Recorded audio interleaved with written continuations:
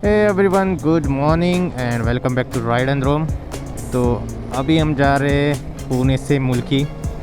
So this is gonna be my second longest trip. और मुल्की मैं जा रहा हूँ, एक बहुत टाइम से मैं एक बकेट लिस्ट में चीज़ लेके घूम रहा था जो आज मैं कंप्लीट करने जा रहा हूँ। So that will be a surprise for you all guys. May be कुछ लोगों ने ऑलरेडी गेस किया होगा कि क्या है मुल्की में, क्योंकि अभी वो फ़िलहाल बहुत फेमस होने लगा है। तो बाकी लोगों को तो मैं पहुंच के बता दूँगा कि वहाँ पे क्या है।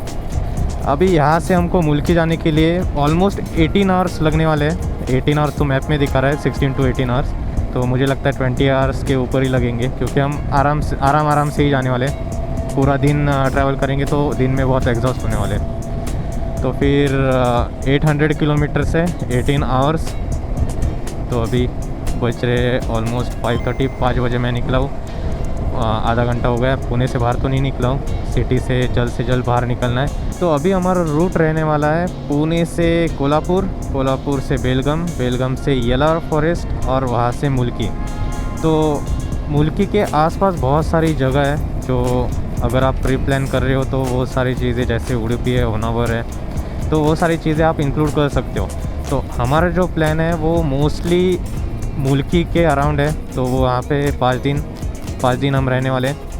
यस, 5 दिन, क्योंकि आपके भाई ने पूरे हफ्ते की छुट्टी ले ली है। बहुत एक्साइटेड हूँ वहाँ पे पहुँचने के बाद जो करने वाला हूँ उसके लिए। Again that will be a surprise.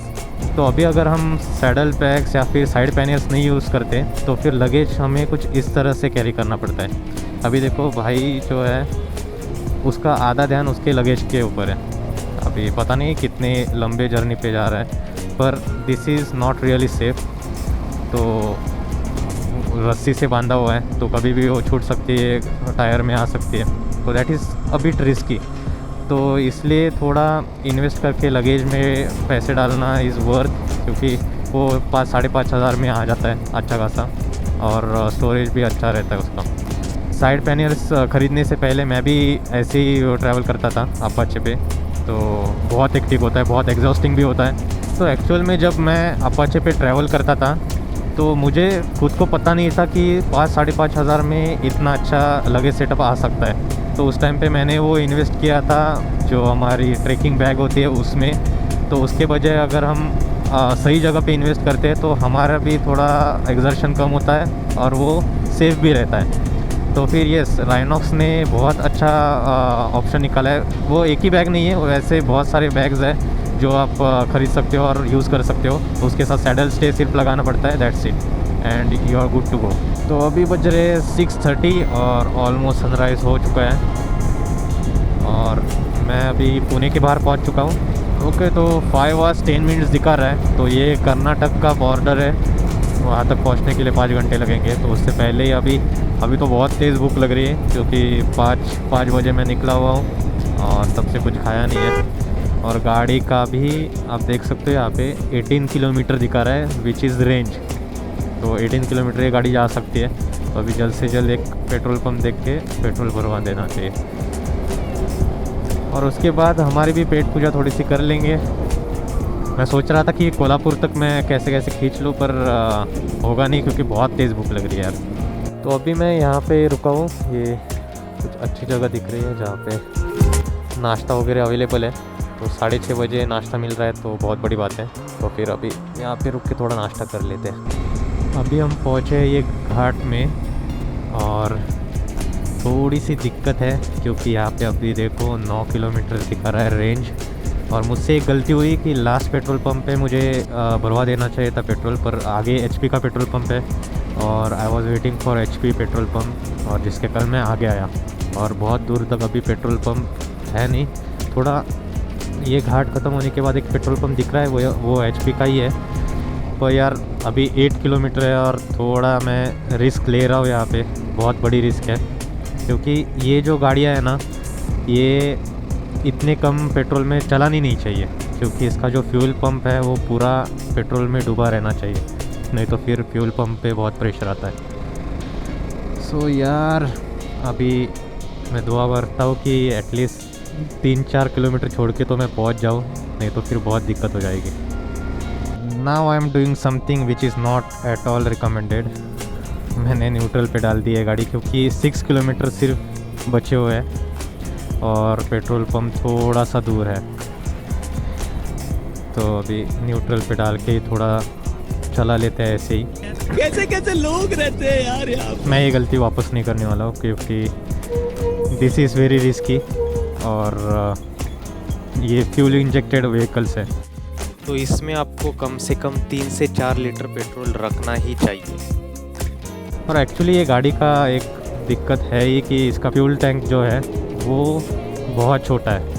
इसमें सिर्फ 10 लीटर का पेट्रोल आता है, तो आपको बार बार पेट्रोल पंप पे रुकना पड़ता है। चलो अभी तो ठीक है, एटलीस्ट ढलान है तो थोड़ा 2-3 किलोमीटर तो कवर हो जाएंगे मुझे ऐसे लग रहा है, और पहुंचने चाहिए पेट्रोल पंप तक। इस सामने तो पेट्रोल पंप दिख रहा है, बस ये चालू हो तो बात बन जाएगी।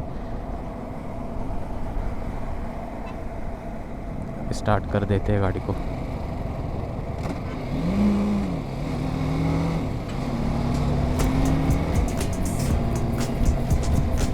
हाँ पहुँच गए यार पेट्रोल पंप पे, चालू भी है, गुड। ओके तो पेट्रोल पूरा भर देते हैं।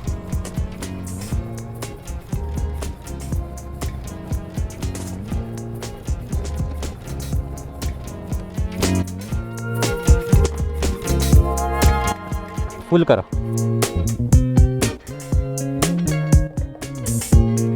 अभी ये चीज़ देख के ना अच्छा लगता है, पूरा पेट्रोल भर दिया, ज़्यादा आया नहीं, 9 लीटर आया, 9 साढ़े 9 लीटर। तो अभी पेट्रोल भरने के बाद जैसे हमने प्रॉमिस किया था कि हवा भी चेक कर लेंगे, हर बार जब भी फुल करते तब हवा भी चेक कर लेंगे, हवा चेक कर। तो अभी करेक्ट 10 बज गए और हम कोल्हापुर पहुंच गए। कोल्हापुर में बहुत ज़्यादा ट्रैफिक मिल रहा है हमको, और सन भी करेक्ट हमारे सिर के ऊपर है, और गर्मी भी अभी अच्छी खासी लग रही है। तो थोड़ा सा एग्जॉस्टिंग होगा थोड़े टाइम के लिए। अभी थोड़ी देर चलाने के बाद मैं रेस्ट लेने का सोच रहा हूँ, ताकि जो पीक टाइम है, पीक गर्मी का टाइम, वो मैं रेस्ट में निकालूँ और उसके बाद फिर मेरी जर्नी कंटिन्यू हो। अभी देखते हैं, 11 बजे तक मैं लंच करने का सोच रहा हूँ। थोड़ा कोल्हापुर के बाहर निकलते पहले तो। बाकी ये जो मैं हेलमेट अभी पहन रहा हूँ LS2 Storm 2, तो इसके फिटिंग के साथ मुझे अभी भी दिक्कत आ रही है। पता नहीं ये एडजस्टमेंट का है, ये हेलमेट टाइट है इसलिए हो रहा है, क्योंकि मेरे सर में बहुत दर्द होता है और सांस लेने में भी तकलीफ़ होती है। तो मे बी ये नया है, इसकी वजह से भी हो सकता है। पर हाँ, जो स्टार्टिंग में कंडीशन थी, स्टार्टिंग में ये बहुत ज़्यादा टाइट था और मैं राइड कर ही नहीं पा रहा था। तो आपने पिछली राइड देखी होगी, अगर नहीं देखी है तो वो वीडियो आप देख लेना, परचेसिंग का वीडियो। और उसके बाद जो कोंकण वाली राइड है वो, तो उसमें मुझे बहुत दिक्कत आई थी। तो उसके मुकाबले अभी फिर भी ठीक है, पर मुझे लगता है अभी इवेंचुअली और थोड़ा लूज़ होगा ये, और थोड़ा कंफर्टेबल होगा। तो अभी मैंने ऑलमोस्ट 350 किलोमीटर्स कंप्लीट कर दिए, पुणे से लेके यहाँ तक, और कर्नाटक में एंट्री हो गया है। तो अभी बज रहे 11:30। तो मैं सोच रहा हूँ ये क्या कर रहा है। ओके, तो अभी मैं सोच रहा हूँ कि खाना खा लेता हूँ, लंच कर लेता हूँ, थोड़ी देर आराम करके फिर कंटिन्यू करेंगे। तो कर्नाटक में मुझे बहुत देर तक कोई होटल दिख नहीं रहा था।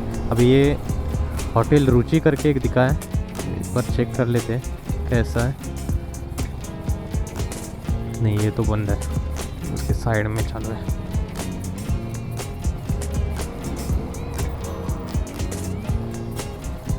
ओके, राजवाड़ा।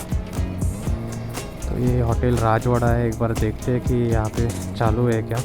चालू रहेगा तो यहाँ पे लंच करके आगे कंटिन्यू करेंगे। अभी 1 बज गया है और लंच करके मैं जस्ट निकल गया हूँ। मुझे एक्चुअली ये टाइम थोड़ा सा अवॉइड करना था 12 to 3 का, पर इतना टाइम रुक के भी मतलब नहीं था, और रुकने के बाद और ज़्यादा गर्मी लग रही थी। तो मैंने सोचा कि बेटर है कि हम ऑन द वे कंटिन्यू करते जर्नी, और उसके बाद अगर कहीं पे लग जाएगा, ज़्यादा एग्जॉस्टिंग हो रहा है तो फिर रुक जाएंगे। तो अभी मैंने क्या किया है कि पूरे ग्लव्स और जैकेट थोड़ा पानी डाल दिया उस पर। अभी उस वजह से मुझे एटलीस्ट फ़िलहाल तो अच्छा लग रहा है, थोड़ा ठंडा लग रहा है। पर ये ज़्यादा देर रहेगा नहीं मुझे लगता है, क्योंकि जिस तरह की गर्मी है तो ये तो 10 मिनट में ही सूख जाएगा पूरा। तो अभी देखते हैं यार कितना दूर जा सकते हैं ये गर्मी में। बाकी रोड्स तो बहुत अच्छे हैं। अभी तक तो कर्नाटक के रोड्स मुझे अच्छे लग रहे हैं, पॉट होल्स बहुत ही रेयर है। अभी ये तो 2 लेन रोड है, पर अब तक जो मैं रोड आया हूँ वो पूरा 4 लेन रोड था। सो रोड्स आर क्वाइट गुड। और अभी ऑलमोस्ट कितना बचा है, 400 किलोमीटर्स बचा है। तो 137 किलोमीटर्स में येलार फॉरेस्ट आने वाला है। तो मैंने सुना है कि वो फॉरेस्ट बहुत सीनरिक है। तो अगर उसको पहुंचने के लिए हमको 2 घंटे लगेंगे, 2 hours 47 minutes एंड 136 किलोमीटर दिखा रहा है अभी यहाँ से। तो अगर वहाँ पे रुकना होगा, रोड अच्छा लगा, एरिया अच्छा लगा, तो हम रुक जाएंगे वहाँ पे, थोड़ा एक्सप्लोर करेंगे वो एरिया को। अभी रेंज बचा है 31 किलोमीटर। तो अभी हम दूसरी बार पूरा टॉप अप कर लेंगे फ्यूल को। अभी हमने ये हाईवे छोड़ के एक छोटा रास्ता पकड़ा है येलार फॉरेस्ट की तरफ। तो येलार फॉरेस्ट कुछ 81 किलोमीटर्स है यहाँ से, 2 घंटे लगेंगे पहुँचने के लिए। अभी ये सिंगल लेन हो गया है, छोटा रास्ता है। देखते हैं अभी कब तक ये छोटा रास्ता रहेगा। अगर ऐसा रास्ता रहा तो थोड़ा सा टाइम ज़्यादा लगेगा। तो अभी 3:30 बज रहे हैं और हम पहुँचे ये फॉरेस्ट एरिया में। ये पूरा सूख गया है फॉरेस्ट और बहुत कम व्हीकल्स है ये रोड पे। तो ये पूरा हमको पार करना है और उसके बाद ये देखो,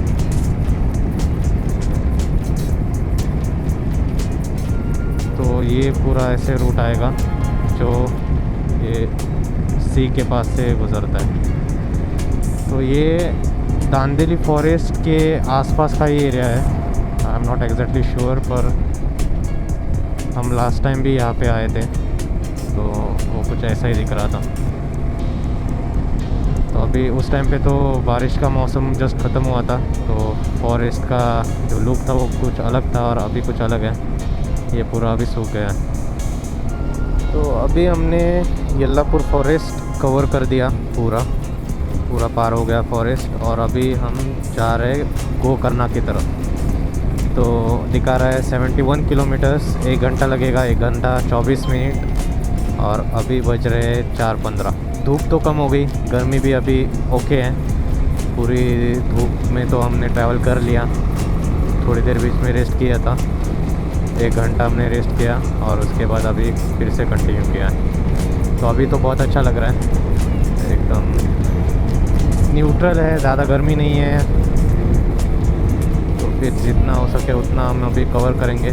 मुझे लगता है 7-8 तो बज ही जाएंगे डेस्टिनेशन को पहुंचने में। 30 किलोमीटर्स है गोकर्णा के लिए और ये पैच बहुत ही ज़्यादा बुरा है।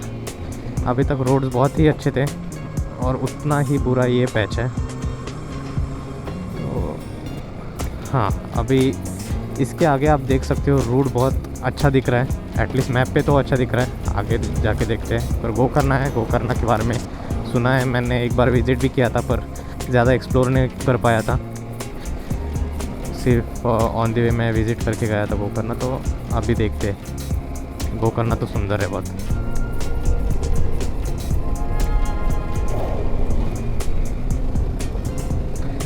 तो ये है फर्स्ट व्यू, वहाँ पे बीच है पूरा गोकर्णा का। यहाँ से सिर्फ 10 किलोमीटर है गोकर्णा।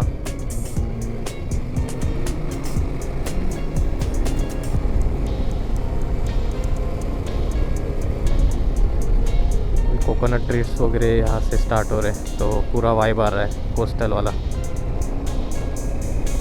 तो यहाँ से हमको जाना है मुल्की और यहाँ पे है गोकर्णा। तो गोकर्णा जाके आते हैं, वैसे भी मुल्की जाने के लिए और 2.5 घंटे लगेंगे।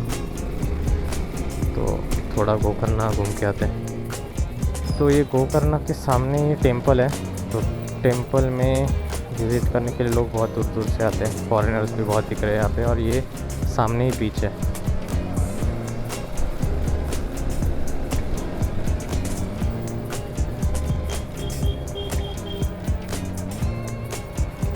Okay, finally we are here at Gokarna. यहाँ पे मैं एकदम राइट टाइम पे पहुँच गया हूँ। अभी आप देख सकते हो यहाँ पे सनसेट हो रहा है और बीच का व्यू बहुत ही ज़्यादा सुंदर है। तो I am going to enjoy this sunset and this moment and after that will continue our journey.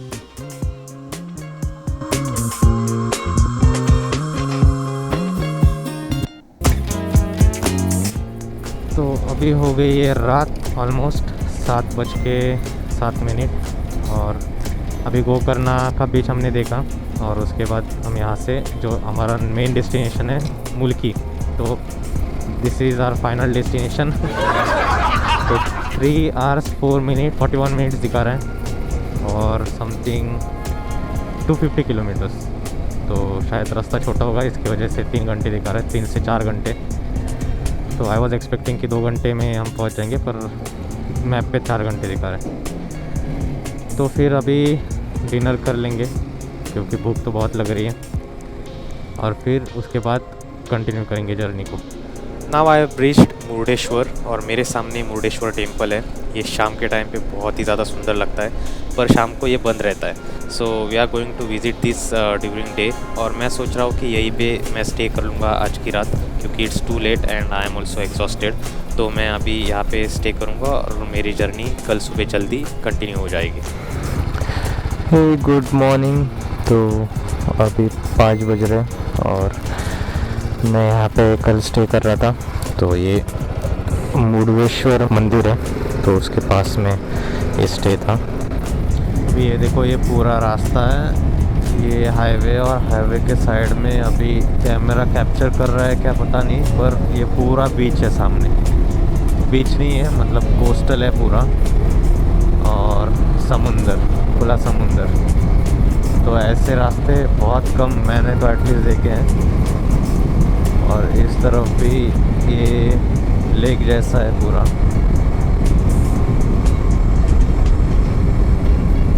बहुत ही सुंदर लग रहा है। दिन के उजाले में और क्लियर रहेगा। अभी सनराइज हो ही रहा है।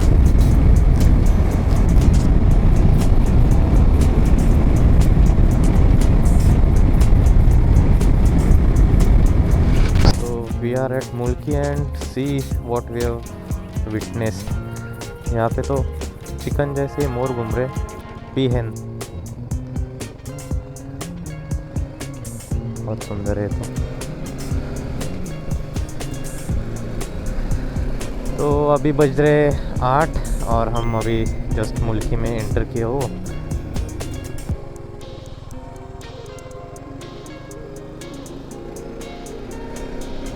ये तो बहुत सुंदर नज़ारा है।